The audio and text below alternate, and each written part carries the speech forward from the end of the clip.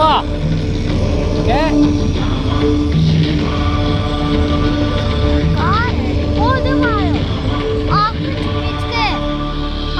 आप पढ़ को सच मुझते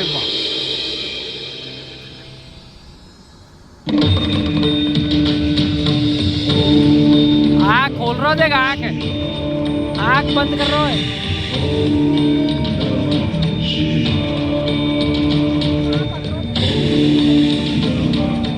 तो आइए प्रवेश करते हैं एक कालातीत कथा में, सब सांप जाने काल गणना असंभव है। घटना युगों पहले की है कि जब अनेक अंतरिक्षों में अनेक ग्रहों पर उद्भव, पालन और संहार हो रहा था। अर्थात कई सारी सृष्टियों का प्रादुर्भाव और विलय हो रहा था। कई वहाँ की सभ्यताएं विकसित हो रही थी तो कोई नष्ट हो रही थी, और वर्तमान में भी यही क्रम अनंत कालों से चल रहा है और अनंत कल्प कल्पांतरों तक चलता ही रहेगा। यह अंतहीन क्रम है, परंतु यह घटना इस पृथ्वी नामक ग्रह की है कि जब यहाँ सब कुछ निशब्द था, समस्त पृथ्वी जल आप्लावित थी, तभी भगवान विष्णु ने वराह रूप धारण कर पृथ्वी के कुछ भाग को जल से बाहर निकाला, जिससे कालांतर में इस पृथ्वी पर जीवन बनने लगा। और एक बड़ी काल गणना के बाद यहाँ मानव पैदा हुआ, किंतु उसे किसी प्रकार का बोध नहीं था, किसी भी प्रकार की अभिव्यक्ति की समझ नहीं थी।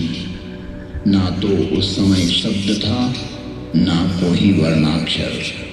चराचर जीव जगत अपने अपने समूह में एक मूक दृष्टि से एक दूसरे को निहारते थे, लेकिन कुछ भी अभिव्यक्ति नहीं कर सकते थे। चारों तरफ इस पृथ्वी पर सन्नाटा ही सन्नाटा था। प्राकृतिक स्वरों, ध्वनियों के अतिरिक्त यह पृथ्वी निशब्द थी। ऐसे कई युग बीत गए कि अचानक ब्रह्मा को विचार आया कि पृथ्वी का निर्माण हो चुका है। विष्णु ने अपनी व्यवस्था भी व्यापित कर दी है, लेकिन शब्द की उत्पत्ति कौन करेगा? बिना वाणी अभिव्यक्ति कैसे हो पाएगी? जब ब्रह्मा और विष्णु को प्रेरणा हुई कि देवों के देव महादेव ही इस सृष्टि में शब्द की स्थापना कर सकते हैं, शब्द ब्रह्म का दान दे सकते हैं,